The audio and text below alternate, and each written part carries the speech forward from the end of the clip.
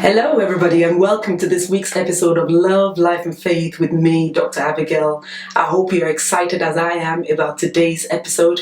Today, I start the Search for Meaning and Purpose series.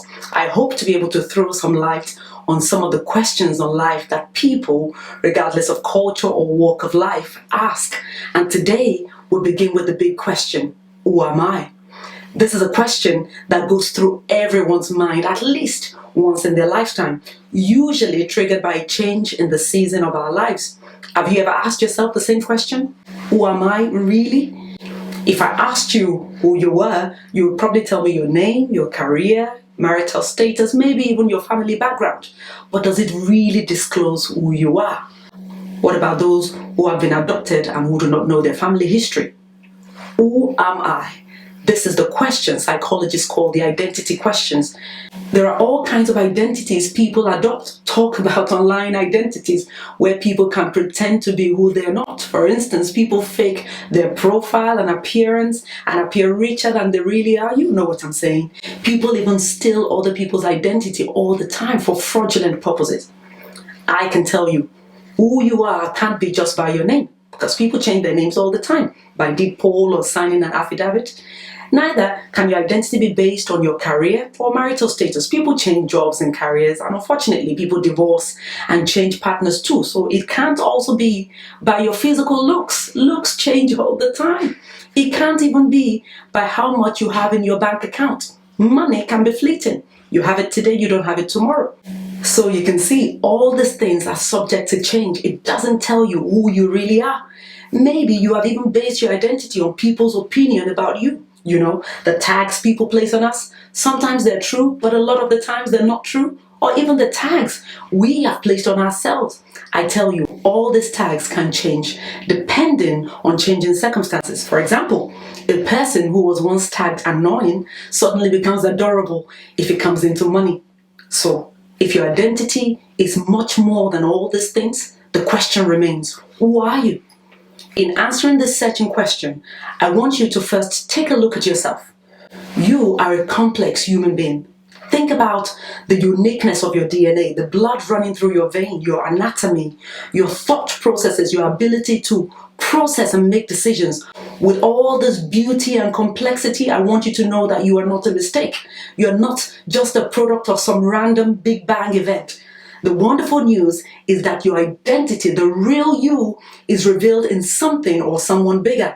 How? You see, it takes a greater being, someone more complex and full of greater wisdom, literally out of this world, to create someone as complex as you and I are. Won't you agree?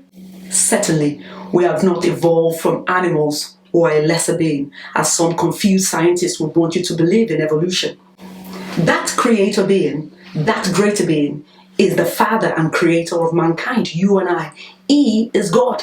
He knows you even before you touched down on the earth, before you were born. How? Because He made you. God is spirit, and He made you just like Him, another speaking spirit, just like Himself. That's why you can speak and animals can't. Have you ever wondered? So if He created you, I submit to Him.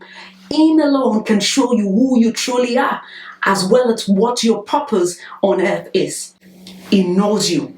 He molded you. He put His spirit inside of you. Wow, this is who you are.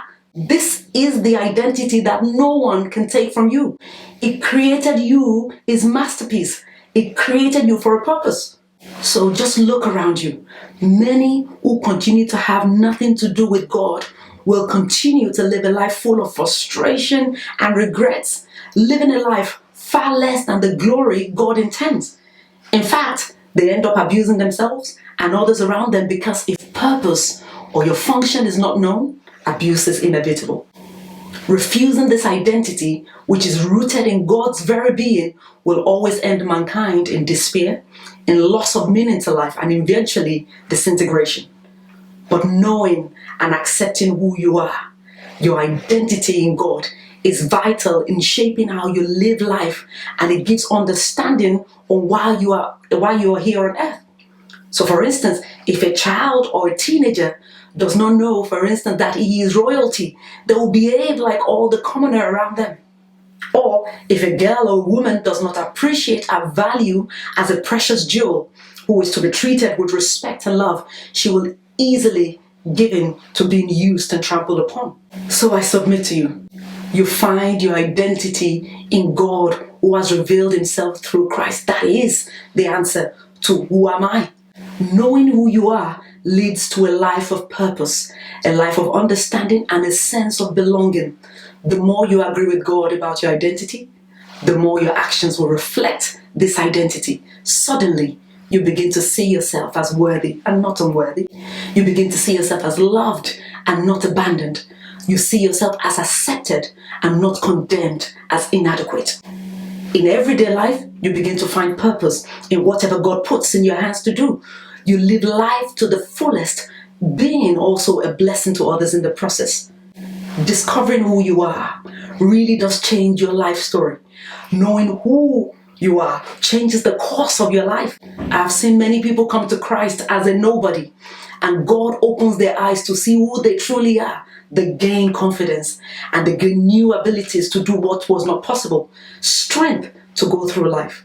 I know who I am. So no matter what people say or how circumstances change around me, I know my identity in Christ does not change. So I conduct my life not aimlessly, but with purpose and with hope for the future, knowing that in all things, I am a winner.